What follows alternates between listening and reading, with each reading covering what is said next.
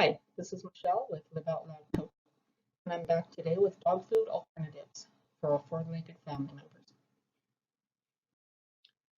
First of all, you should always consult your vet to see if this would be right for your pet.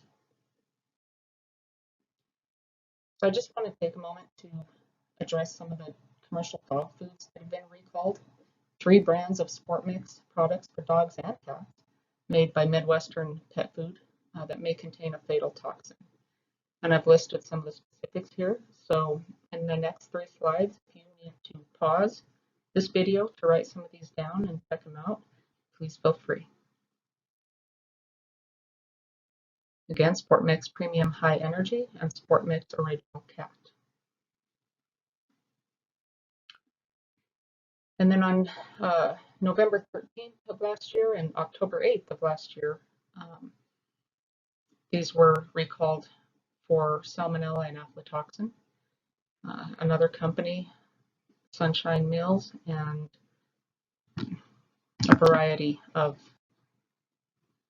foods and flavors here that have been recalled. Obviously, this list is far more extensive than I can possibly list here, but there have been a lot in the last couple of years.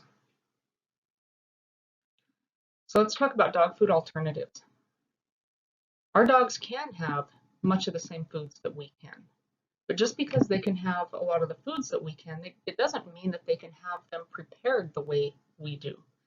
So table scraps is out because they usually come with a lot of seasoning or cooked oils, things that we use to prepare them.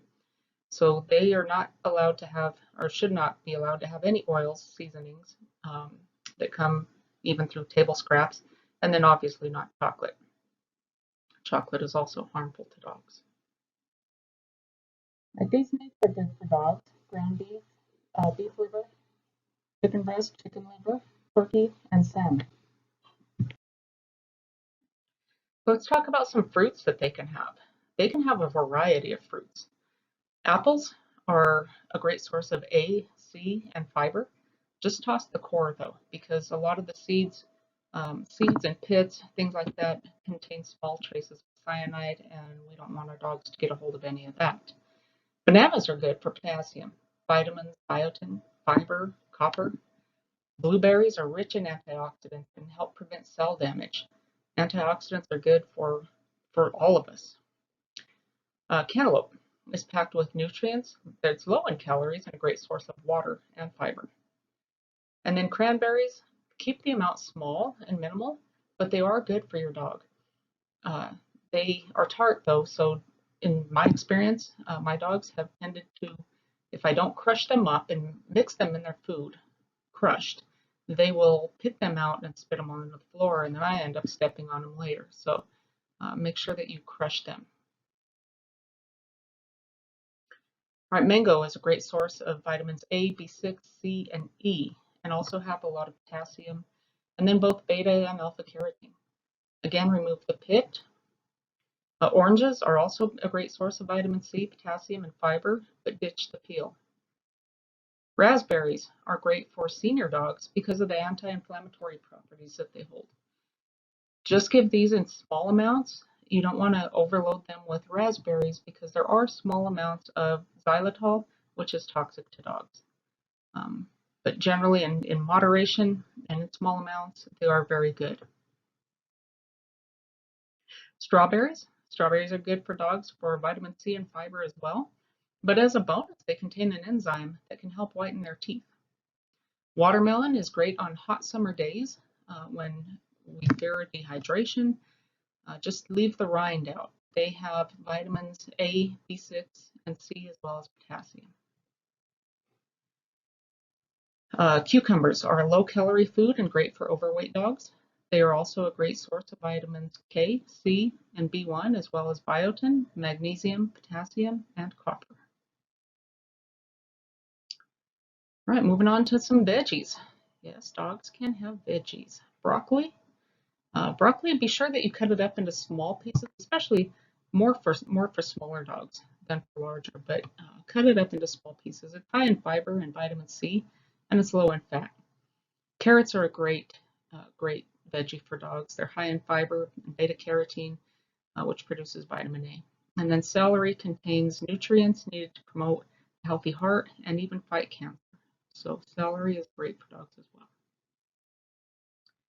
And then we have green beans. Green beans are good, but they should be low salt or no salt. They're a low calorie food and high in fiber. And then peas, preferably frozen, also have several vitamins and minerals. So what are the benefits of these vitamins? As you can see, vitamin A is good for eye health and responsible for growth and immune function.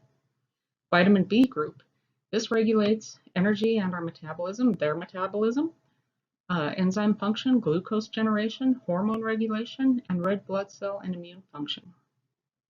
Vitamin C is good for antioxidants. Antioxidants reduce, they help protect the cells, but then vitamin C also helps reduce inflammation and helps with cognitive aging. Vitamin D helps your dog's body balance minerals.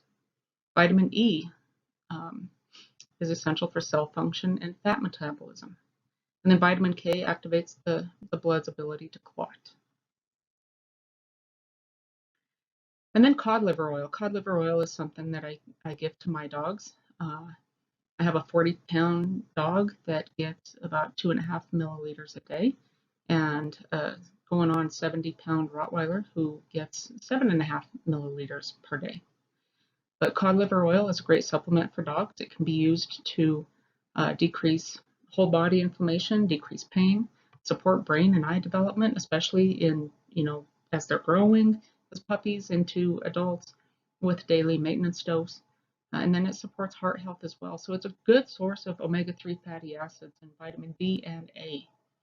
Salmon oil is also another option for omega fatty acids, but don't use them at the same time. You can switch them off if you would like. Use cod liver oil or salmon oil, and switch them off here and there if you prefer. A note of caution: to pay attention to your dog's behaviors if you start feeding them different fruits or vegetables, because or even meats really, because if they start scratching or licking more than usual, it could be an indicator that there's an allergy going on. And just backing up real quick to the fruits is that, once again, I just want to stress all fruits in moderation, not in combination, but in moderation, because they are high in sugar as well. And then benefits of the homemade dog food really are to reduce the exposures to the recalled commercial dog foods, to give them the ingredients that are healthy for them, to exercise more control over what is in their diet, and to cater to the specific needs of your dog's health conditions. For example, if they're aging, or if they have some sort of inflammatory thing going on in their bodies, if they have arthritis or anything like that, any inflammation, if they're predisposed to cancer or anything like that, you have a little bit more control over catering to your dog's specific health conditions or challenges or even predispositions. So this is why I believe that homemade dog food is very, very beneficial for our pets. I do, however, still give my dogs a dry food, typically a higher quality dry food. I give my dogs one from a puppy blend from Life's Abundance, and then the older senior dog gets a grain-free blend also from Life's Abundance. And whenever, so I order that, or I go to PetSmart and get Simply Nourish, I believe is the brand, and I also do that in grain-free as well. But that gives them still a little bit of crunch. You don't go through it as quickly as you would, because you're mixing this homemade food in with your pet's food. So it's important to, if you do make this food, to use it in a reasonable amount of time. Just like with humans, we don't want it to spoil and go bad in the fridge. So make sure that it's something that you're going to be using within 4 or 5 days. I heat it. I do heat it a little bit, put a little 30-second heat on it.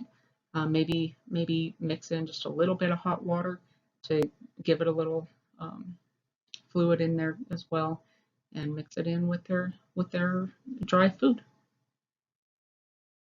And here are some references for some of the